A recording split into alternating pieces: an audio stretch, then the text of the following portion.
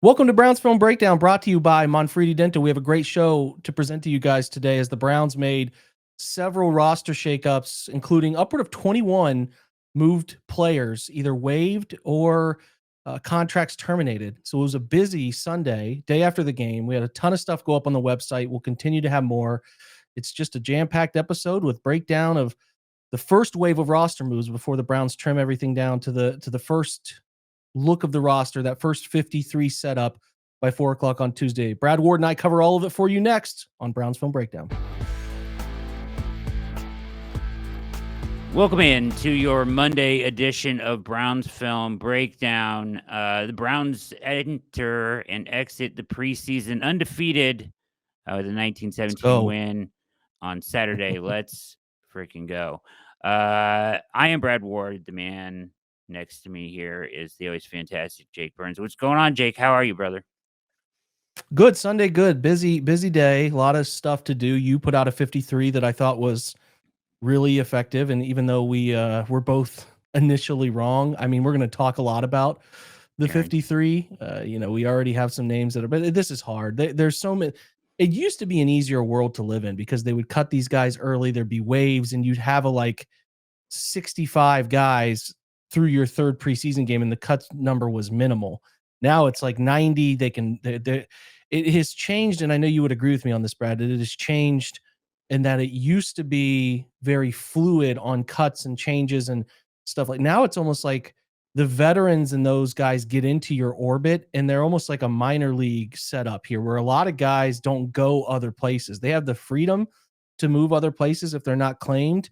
But a lot of guys like these, what I'm getting at is like the core 70-ish players really stick around. You've seen a lot of these guys come and go from the roster to the practice squad, which is a healthy living. Like guys who are in the vested world of this stuff get like 21,000 a week, something like 300,000 for the year if they're on the practice squad. So it's good money, $240K for rookies and those who aren't at their fourth year. So yeah, I mean, it's nerve-wracking because you could go from this, and if the Browns don't want you back, where are you going to land? There's a lot of moving parts, but it's turned into teams keep a lot of their practice squad in place because the NFL started this whole thing around COVID where you could bring these guys up to the active roster, and the fastest pathway to making a real game and getting a real chance and then maybe getting really signed somewhere is going to a place that they can move you up to the active roster 3 times and then potentially really audition for someone else. But it's just, long story short, COVID changed so much of this that these turn into like 70 player rosters because of the 16 and 17 because of the NFL pathway, right, situation.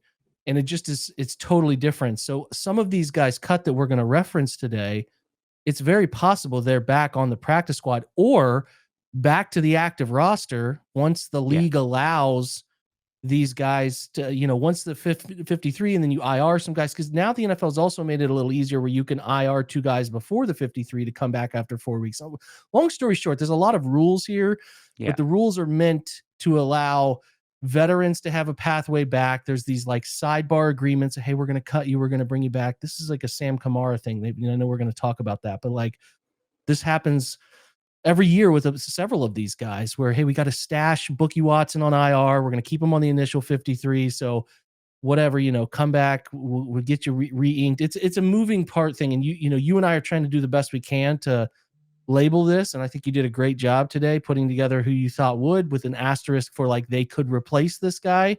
Yeah. But this is like, people aren't getting these perfect anymore. It's so hard. It's really challenging. And the Eagles made like 3 trades today alone. I don't know if the Browns are going to get this crazy aggressive, but that's possible too. So your 53 is up. I think it was great. People should read it. I did something on the 2 rookie quarterbacks. I took every passing snap. If Brad and I aren't going to get in the weeds on that again like we did yesterday. You move on. I think it's now onward and forward and into the regular season, which is more Joe Flacco and what the offense is doing than anything else. But if you're curious, it's all broken down. It's like 45 minutes of every pass snap from those 2 dudes. You can go watch it, see what you think of them, formulate your own opinion, right? Like someone tagged me today, Brad, and they were talking about like, well, look what Kurt Warner said. And I'm like, I've loved Kurt Warner as a player. As an analyst, he makes a lot of great points, but I'm just not going to blindly agree with Kurt Warner's analysis. I'm not. I'm just going to No. watch it and formulate what I think while also considering what in all, a Hall of Fame quarterback thinks too. And I think that's the goal of what I would like here is I put out a reasoning for what I think is the case, and you can have your own opinion of it, right? You don't want to take this is what Jake said, same way I don't think anyone should take this is what Kurt said. Like, watch it, understand it, formulate your own opinion. That's what I try to do. And that's the stuff that's there for you to consume. If you don't agree, we can talk. I love to have conversation on things maybe someone agrees or doesn't agree with, but those things are out there. Tomorrow, Brad will have the opportunity to watch. I'm going to try to put a quick film room together on Mason, Carson, Dylan Sampson, all of the focal rookies in one film room, their snaps, their most important plays, so people can consume the rest of the rookie class that matters, because I know it's a peak interest topic. So that will be out a little later today. If you're listening to this on Monday morning, it'll be out around lunchtime or just a bit before. But yeah, Brad, that's what's going on. And it's Sundays. I prefer these on Monday because it's less a family day. So I'm happy the NFL plays on Sunday and I get Monday. It's a little more quiet, a little more relaxed setting around the house, but we're hanging in, man. We're tired, but we're hanging in. How are you, dude? I'm good. I'm good. Diving into these cuts a little bit and just kind of looking, you know, through the roster and I was surprised by, I guess I'm not shocked, I guess, you know what I mean? Yeah. Happily surprised with one that we've talked about at length, today with from some of the cuts, but just some points I think worth talking about and some questions that were posed that I've seen on the website by some of our subscribers and stuff that I think are worth digging into. They did a good amount of damage today. They aren't in waves, right? It's due Tuesday, but they will kind of take it day by day from each year. So each day you're going to get more names up until Tuesday, right? Then you're going to get your roster gymnastics, your injury designations. Then you're going to get any trades, waiver claims, free agent signings, which are guys that are vested, right? Outside of their rookie Mm-hmm. deal, can go sign anywhere if they're cut.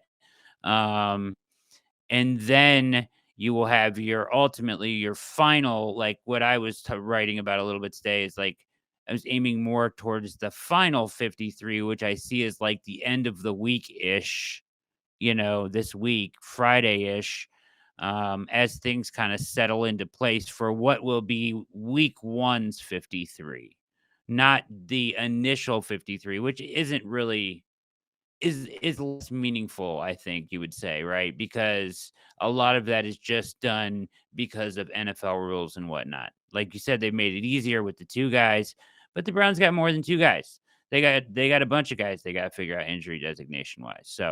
Um, so that's kind of where we're at. I want to start though. We both had Jackson Barton on our 53, I think. Mm-hmm. You did Mm-hmm. too. I did largely because he's just been playing with the second group as the Tons of guy opposite snaps. Cornelius Lucas, right? Tons of Yes. snaps. I mean, I'm not moved by him. I would have not been worried one bit if they made the move they did today to let him go. So he was Yeah. just like, they're going to keep 10 offensive linemen, probably a second tackle to Lucas. And this is probably a good indication that Lucas is fine, obviously. But Yeah. yeah, I mean, I think they're going to probably look around and see if there's a tackle of interest. I mean, like today, Philly traded a tackle and traded for a tackle. So yeah, they're gonna float some guys around on that for sure, Brad. It was a surprise to an extent, just because like who else? But I think that's probably an indication that Lucas is a little better than we anticipated, and obviously they're gonna poke around the market, you know.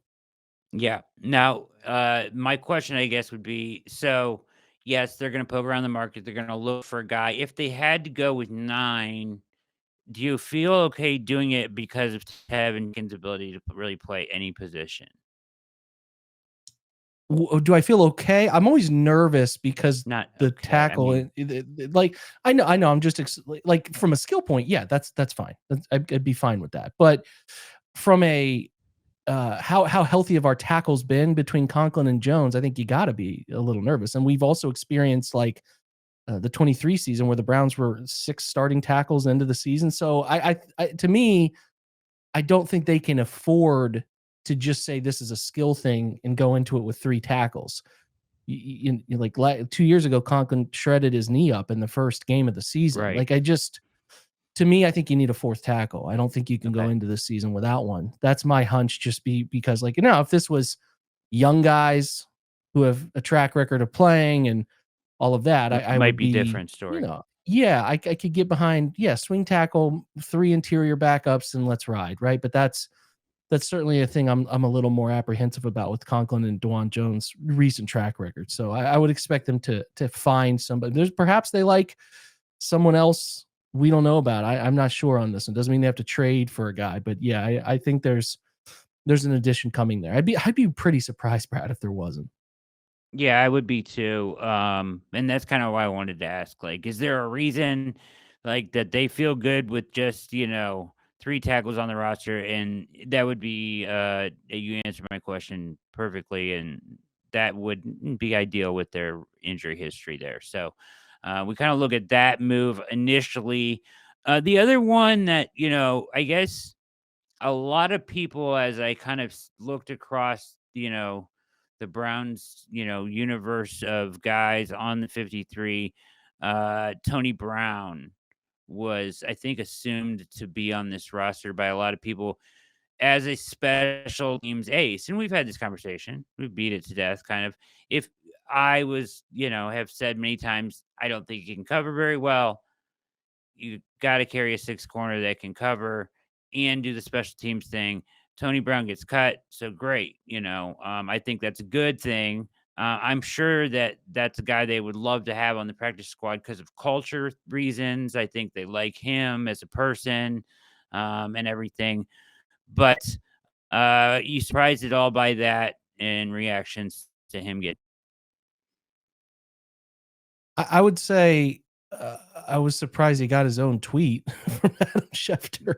Yeah, yeah, Yeah, I think he can be a nice part of special teams, but similar to DeAndre Carter, the season's success isn't made or broken by keeping guys like that around. Maybe in a world where they're the cusp of a suit, they just need to really be good on specials, like really buttoned up. And they don't cover. He doesn't cover well enough to make me feel great. He's had moments in camp that I would certainly say he did not have a very good game on Saturday, especially in the kind of coverage world. But yeah, I mean, I'm not bothered by it. I think you can find replacements there. I don't think he's that much of a special teams ace that it drives the bus forward to that extent. So I can understand it, but I am always just like these guys who have a presence about them. If you go to practice, he's kind of just a guy, players are drawn to. He's got a very vocal, presence about him out there.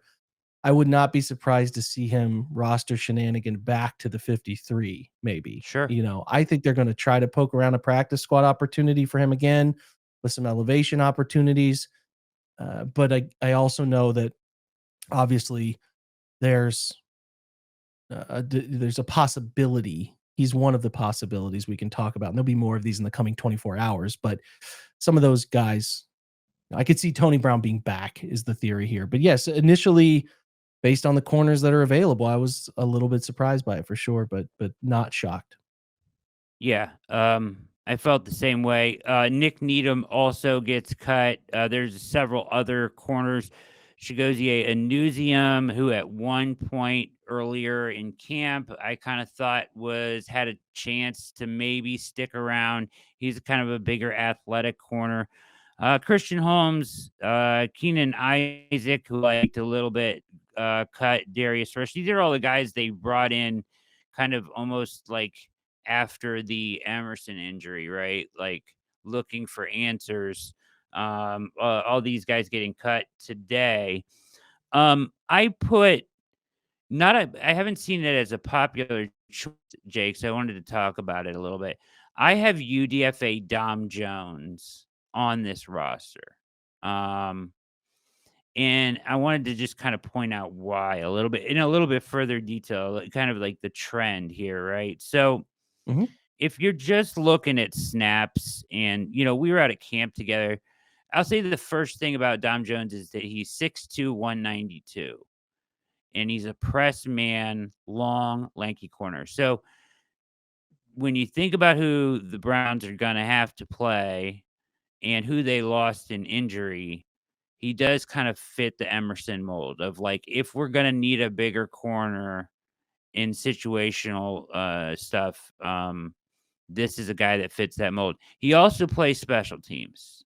So Mhm. there's that, right? So both things I think are a nod to him first.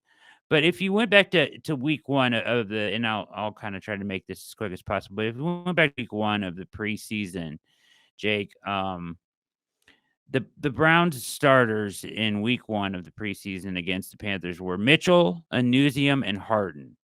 Uh, Tony Brown was the first guy off the bench, okay, Mhm. followed by um, Needham for a snap. It was really strange. Then went back to the bench. Dom Jones came in after that. And then him and Needham played at the same time with Tony Brown for a period of the game. Needham and Jones come out. Tony Brown and it went on to play like 30 snaps that game. That's the game he actually looked really good at corner week one, right? Yeah. Yeah. But the rest of these guys, Lamarian James, the guy who was actually a higher profile UDFA signing as far as guaranteed money goes, came in later. Isaac later, all the other guys later that were cut today.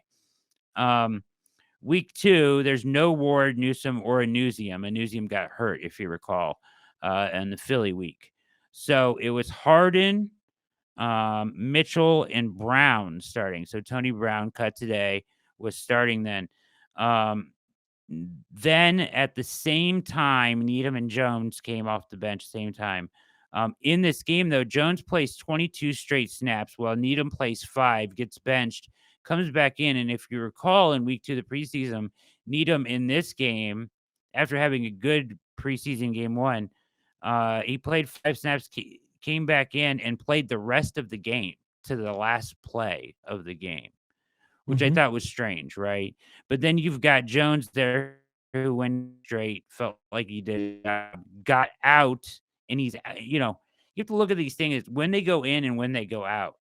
In these situations, he's going in after the guys we view as on the roster, Harden and Mitchell and Brown at this point, which who's gone now. Um, and at the time, Needham we thought was kind of in the mix, I think. And but he's leaving the game before them, right? So how do you view that? There's some trends to look at stuff like this. I think a lot of it is like if you get left in a game till the very end at corner, or in like this situation, week two, where Needham played 5 snaps, got benched, then came back and played the rest of the game. Not probably a good sign, right? Right. Right. Necessarily.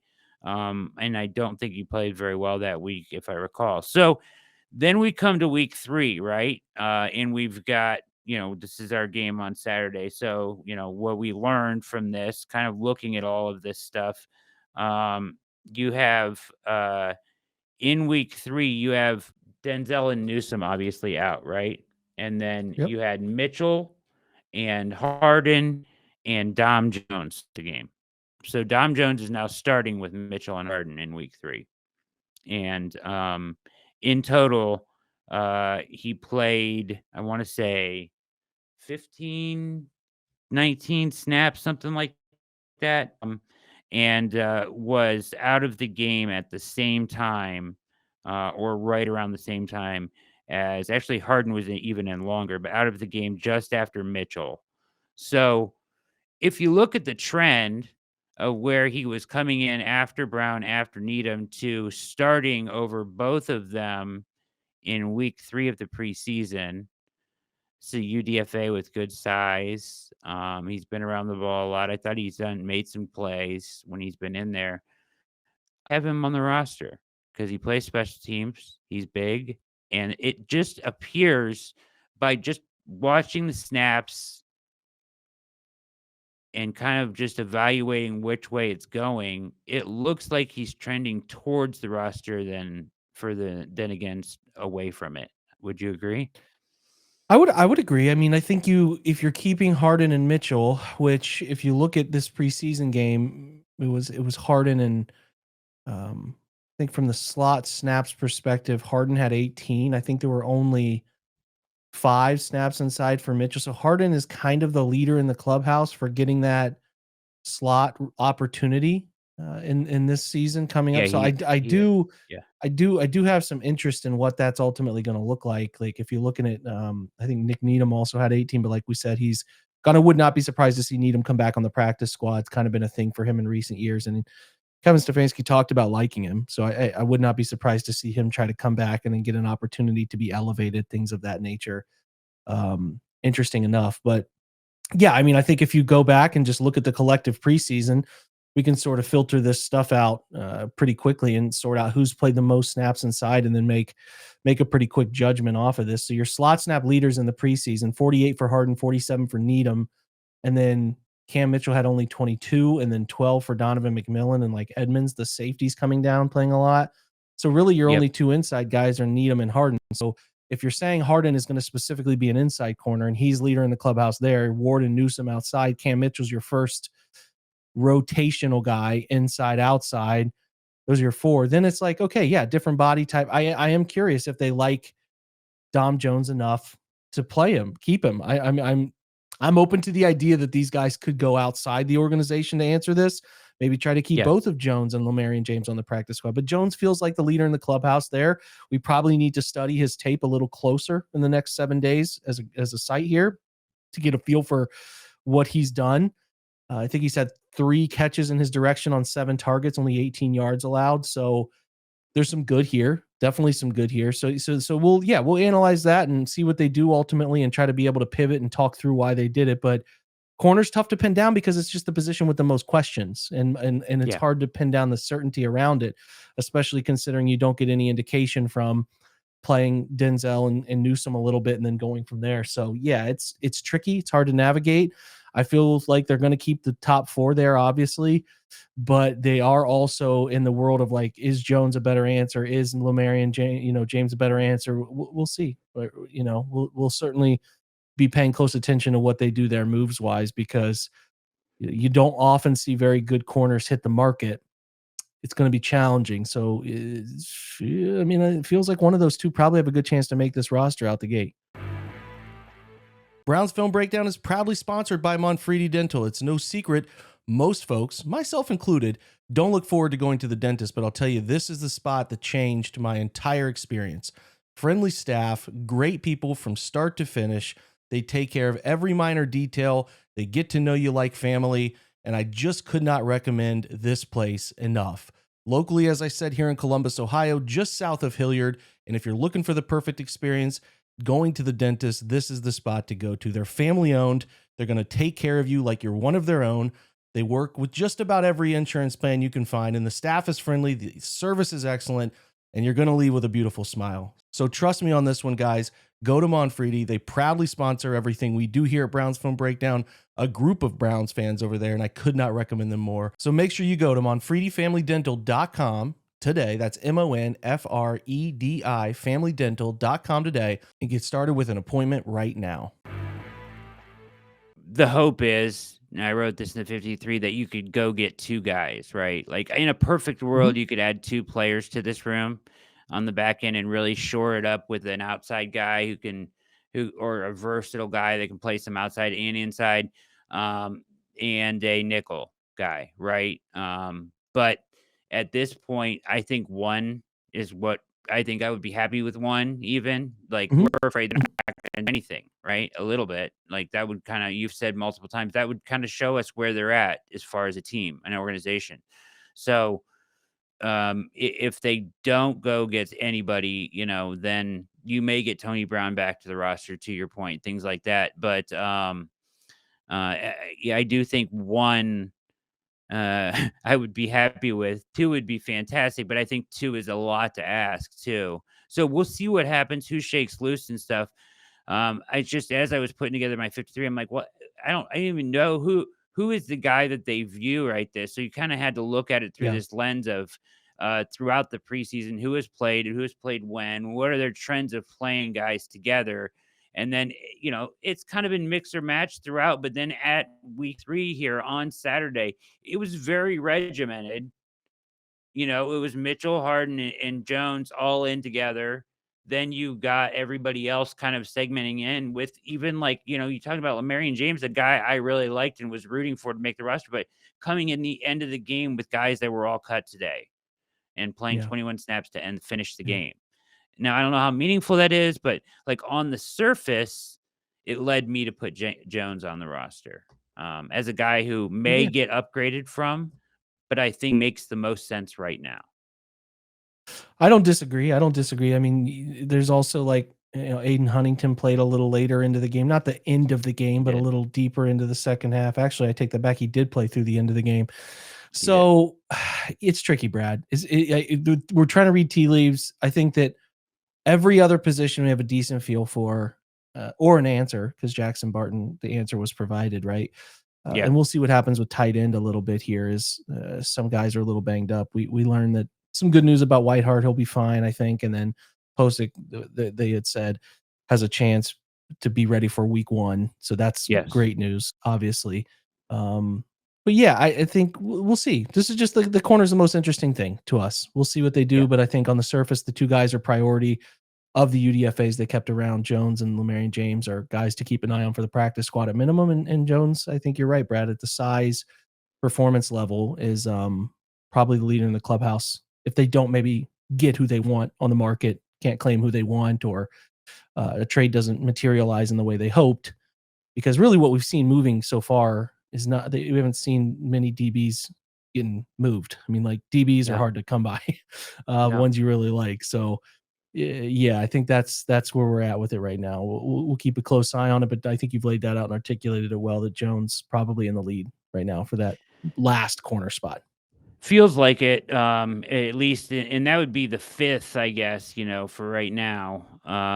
It's hard to imagine where that 6 comes if not off the roster at this point with Tony Brown going away today. Right. All right, get over to Browns film breakdown. Check out Jake's outstanding quarterback breakdowns today. They're fantastic, and there's a ton to learn from what we saw from both quarterbacks yesterday. But the question today we got asked is, with Brown being a guy that most people had on their 53 getting cut, where does the additional player come into it? And for us, it was an easy answer because we both had 3 quarterbacks on our final roster, right? So Mhm. that could be 4. They're gonna keep Pickett. I have, said all along, Jake, that I think that um, they will keep him through Tuesday if they have to. If they can't find a trade candidate, I think they will keep him on the 53 through Tuesday. We saw them do this last year with Huntley, right? And try with all their might to get some kind of trade capital back. And if they can't, I wouldn't be surprised to see them move off of him either way by the end of the week. At least that's what I'm hoping. I Mhm. I think it would be unfortunate. I mean, it's not gonna.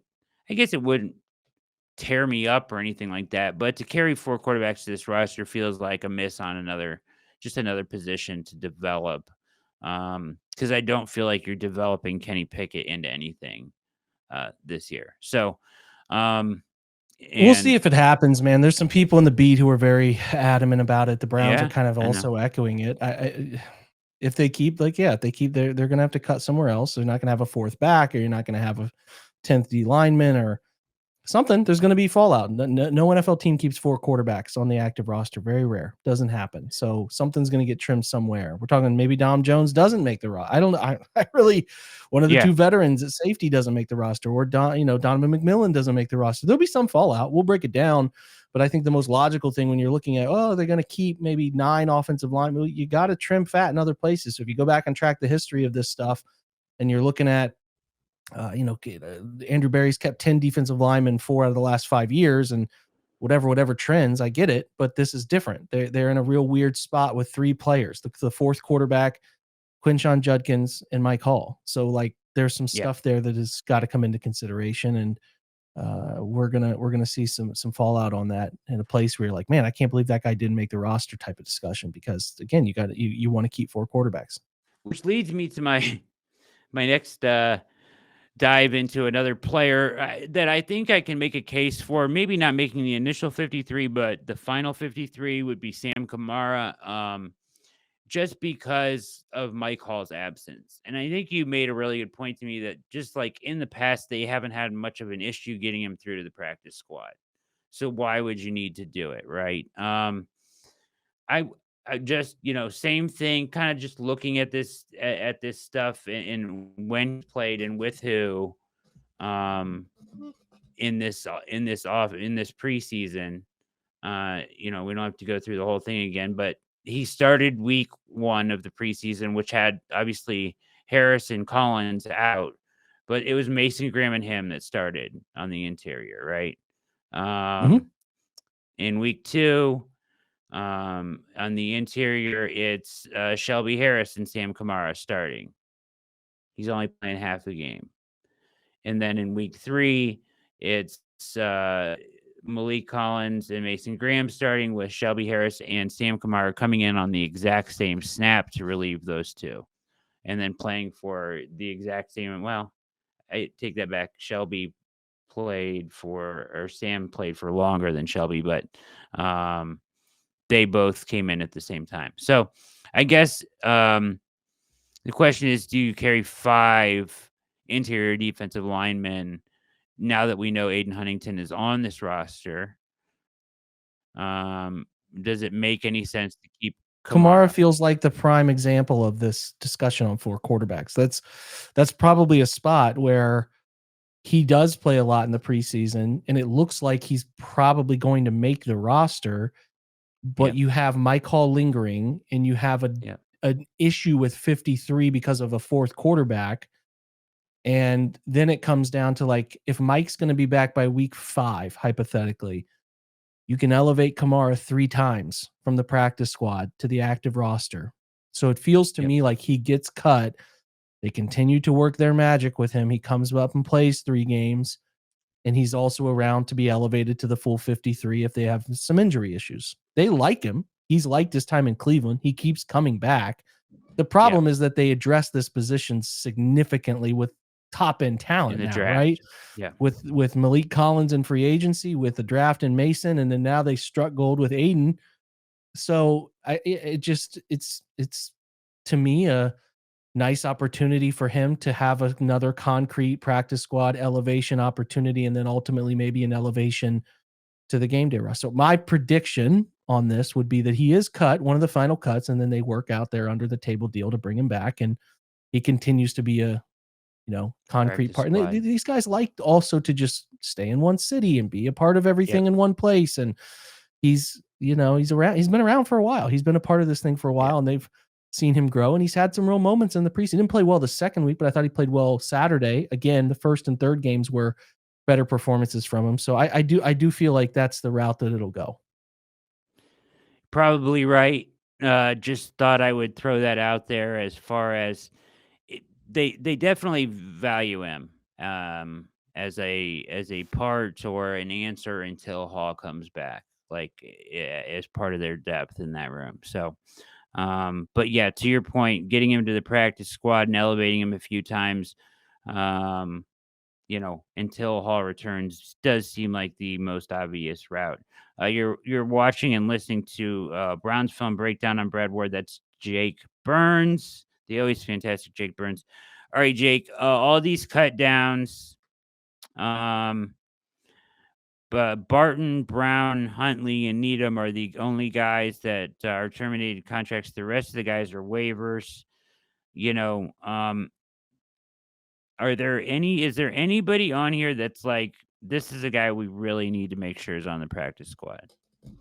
From this list, contract terminated guys, I think 3 of the 4 there are guys that I think could be brought back in Barton, Brown, and Needham. Huntley should be a 3rd quarterback somewhere. He's good enough. He's effective. It wouldn't even be a problem if he was the 3rd quarterback here.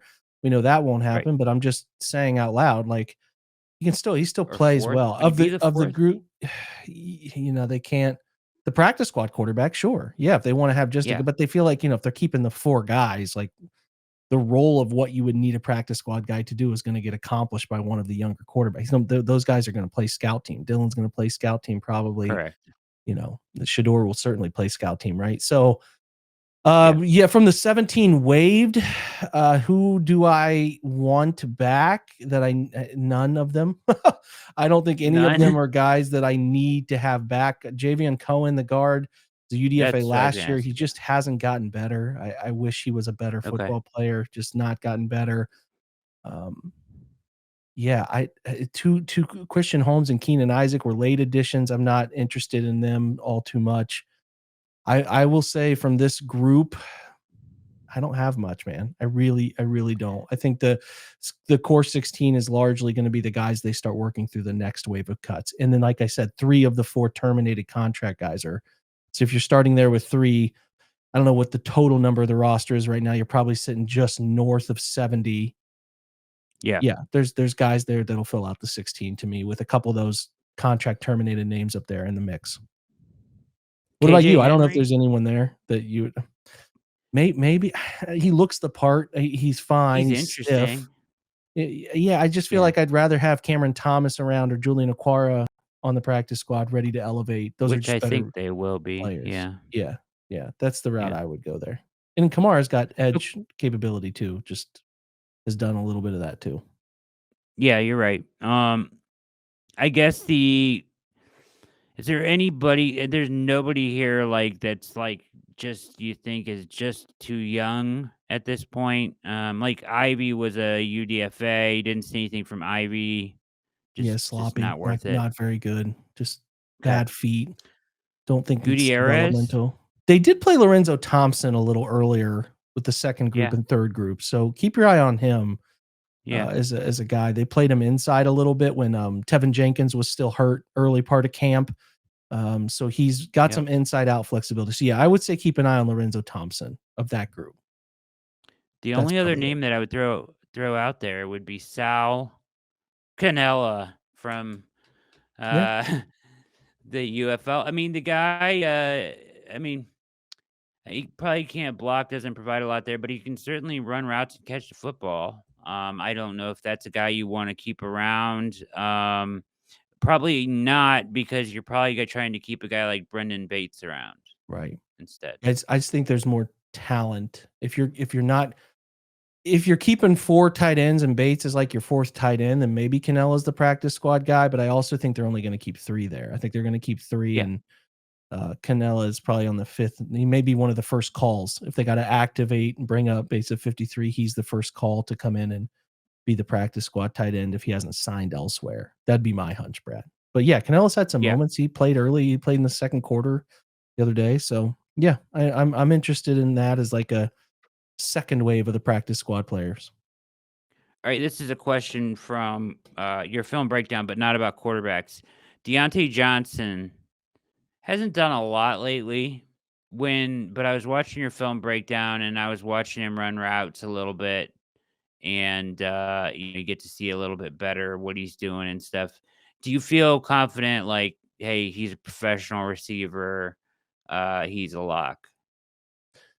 I don't think he's a lock, Brad, but I am like continuing to be if they have an injury to Tillman or Judy, who are your outside players coming in right away? And I feel like he's the best of those guys who is not going to Yeah, have the lights being too bright. Like, I just feel like he can step in and play a certain level. He's not who he used to be. He's not who he was in Pittsburgh. There's concentration drops that happen. I think he's got a problem with attention to detail at times, but the way this room shakes and the depth you need outside, I just think he's the best, and he's cheap for his veteran status. The best option you have outside is a backup.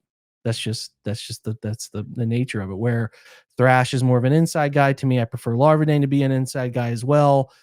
Even if they yeah. keep DeAndre Carter, even if that happens, like he's more of an inside guy to me too. So I think as far as outside bodies go, probably it. That's the nature of it. But they moved on from him, didn't want to do it, kept Carter, kept Larvadain. I wouldn't be surprised by that. I wouldn't by one bit. I don't think he's done enough to make you feel overwhelmingly confident in their projectability of him with the team. Whereas hey, we would like to develop Gage. We really want a punt return kick returner on the roster. Let's just go that route, lock that in, and keep it moving down the line. You know what I mean? Yeah, I do. Other guy in the wide receiver room, I don't think he's gonna make the 53, but he's a guy that I definitely want around on the practice squad. Worth mentioning is Caden Davis. I just think this is a kid that could be something down the line, or even if you found yourself in your depth in that room later this year, who is a guy that could come up and probably fill a role for you if you needed him to. 100%. Yeah, he's going to make the practice squad. He's been consistent, doesn't get talked about at all. He's not the Luke No, Flourier hometown kid. He's not any of that, but no. he's not overly twitchy. He's not overly big. He's not overly physical, but he just kind of gets to the right spots, makes the right cuts, does the right things, and is good. He's fine. He'll be a nice practice squad player. He's got some elevation opportunity. I'm with you. I think he's the most logical of those guys to do that. But I would also just not be stunned if they decided to move on from Deontay and nobody else in the NFL has called him, if they bring him back to the practice squad because he's got no other opportunity in the league and he's available to be called up and play when called upon. And all of that depends on how Deontay would handle that. That's such a major fall off. That's such a, it's such a team player thing to do. And I don't know where Deontay is mentally to do that sort of thing, but as far as like, hey man, you got no other options. Come make 20 grand a week. We'll call you up. Like, you know what I'm saying? Like, if it's what he said it was, no other team in the league reached out, it wouldn't stun me to try to go that route. So let me finish up with this then for you on my questions and my 20 questions I'm firing at you today about the roster. This is just kind of a how do you feel question, but Mhm. prior in this process of the offseason, preseason camp, through the whole thing, there were times where we felt like, God, this wide receiver room, right? Mhm. Um, Jamari Thrash, I wrote in talking about the 53 today, I think is probably the most improved guy I feel like in that room. I feel like he put in good work this offseason. He came back a little bit bigger in his shoulders and he's catching the ball better. And he just seems to have a knack for the offense a little bit now. I've just been, I'm excited about him a little bit more than I thought I was going to be coming in because I was underwhelmed last year. Now he was in late with bad quarterback play from three initials who are no longer here. You know what I mean? But like you get what I'm saying. Yeah. He didn't show up at all really. And I thought that he's had a really good camp, and I think he's highly improved. That with any, and this isn't saying anything about Isaiah Bond, but you know, his contract securing him and basically, pasting him to the roster, right? Um, Kind of tightened up this wide receiver room real quickly. That in Larvadane's play. Um, I said today that I feel better about this wide receiver room than I really thought I would feel leaving camp and heading into the season. Like I thought it was going to be kind of just a constant question mark all year, but I actually feel better about the room than I thought I would. Yeah, I don't Fair? have fair. I think it's fair. I listen, we'll see what Thrash is, right? You get very excited Preseason. about this and you're Yeah. right, man. But he's done the things in camp and preseason that makes you feel like he has talked about this personally about what he struggled with in his first year, the size of the football changes, little things. He seems self-aware. He seems more comfortable. He seems more confident. The players around him are saying he's more confident, and that really is a lot of wide receiver play in the league. And he's doing what he's supposed to do. And so if he can be, is he going to be something like David Bell, where he's just kind of out there and he's running and he's not getting targets because he's not getting open? It remains to be seen, right? How much Yeah. opportunity is there for him really between a lot of 12 personnel and guys like Gage and guys maybe they want to get Isaiah Bond involved, like you said. Like we'll see what the snap count ratio looks like, but he's a true slot that they can play with Tillman, that they can play with Judy outside. They want to bring in somebody else outside. Judy and Tillman can also move and they can get creative with him, but he's been good. I'm excited about him. That's a third guy to feel excited about. Bond has talent, developmental player. We'll see. Yeah. Same with Gage. We'll see. Interesting players doing all the right things. And then the sixth is DeAndre or, in my book, we'll see. Maybe they don't keep Gage. I don't know. But the sixth to me is Carter or Deontay Johnson. And yeah, we could have a totally different feel after week one when real football hits. No one's separating, can't get open.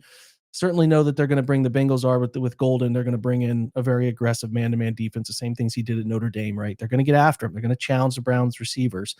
So we'll see, man. But I do feel better about the back end because of performances. Does this set of performances in camp and the preseason ultimately mean they're going to be very good 6 deep? I don't know. But to your point, Brad, I feel better about it than I did a month ago. So I'm excited to see how they handle the challenge. I think it's going to be fascinating. On a stupid minor level, I'm also fascinated, and I love to track number changes. Like, is Gage going to keep wearing 84? Is he going to move off that? Yeah. Like if Yeah. he makes the roster, right? If Deontay Or what about doesn't, Huntington? 16 is open. Or if Carter doesn't make it, who's switching to number 2, right? Is Huntington going to keep wearing 66? Right? Yeah, that's the goofy stuff that I just love to track. And I had a theory that Huntington, like, they got him one snap as a fullback so they could list him as a fullback so he could go back to wearing number 45 the way he did in college. It's just kind of being funny there. But nah, dude, I'm excited about some of the end of the roster names that have come on in camp. And that's the storyline stuff that makes this all really cool is tracking this and tracking stories and tracking development. And I'm with you, though, to the point of your overall question. I do feel better about the back end of the wide receiver room than I did previously. Does it mean they're going to be good this year? We're not guaranteeing that kind of stuff, but I do have more optimism, shared optimism with you. Judy, there's such small things, but the little things you notice, the mic'd up stuff, that he just feels like a little bit more mature, a little bit more of a leader. Not that he's ever going to be a rah-rah guy, but and feel like he could have a really big year, especially, with Joe early. That could be a connection that make a lot of noise. So obviously the tight ends as well. I mean, there's something there that could be fun if this all clicks. And, there are some guys behind Judy now, like, I feel confident can probably separate well enough to make this offense work the way Stefanski schemes it up. So I'm feeling good about that at the moment. Whether that makes it past week one, we'll see. But how preseason is. It's it's a time for optimism. And unlike some prior preseasons, the Browns have given us some things to be optimistic about. Where like last year it was not that way. No, I agree. The vibes are good. You want good vibes. You don't. It's not. This is not predictive of what's to come. They could start bad. They could start, but they're having fun. The roster seems bought in. I like where they're at. I like how the feel is. I like where the positivity at the top of the depth chart at the quarterback position. The guys love Joe. They want to win for him. There's just a lot of good stuff there. So I'm with you. The vibes are high. We'll see if those vibes translate to the things that matter most, which is win column. But for now, preseason optimism. I'm excited to see the Bengals challenge. They're going to bring a great offense into this place. They're going to be able to get after them, though, in the way that you have to get after Joe Burrow to make him uncomfortable. So they got a real way to attack that team. That's good. And the defense in Cincinnati is shaky at best. And the Browns are going to get back into an offensive world where they're more comfortable. So the week one opportunity is exciting to me. Excited for it. So we got some big roster moves you and I are going to discuss in the next 48 hours, and excited to cover what it ultimately looks like. But this is good stuff. Good time, and excited to see where it lands in the course of the next 7 days. Yeah, just wanted to go through some intricacies, my thoughts on Dom Jones, how I arrived at that, a little more detailed on that. Something to keep an eye on if he sticks, and why I selected that one, because I know that one kind of comes out of left field for some people. They're like, who? And, there's reason. If you don't hear there's method cornerback to the names madness, often, right? like if you don't hear cornerback name very often, that can be a good thing. It can be a good thing. They're not getting picked on and all that stuff. So that's a good point. So I wanted to hit on that, get your thoughts on some of the cut downs and where we are as we begin this process, which is, this is kind of a crazy couple days. The last thing I'll mention about the roster is the running back room.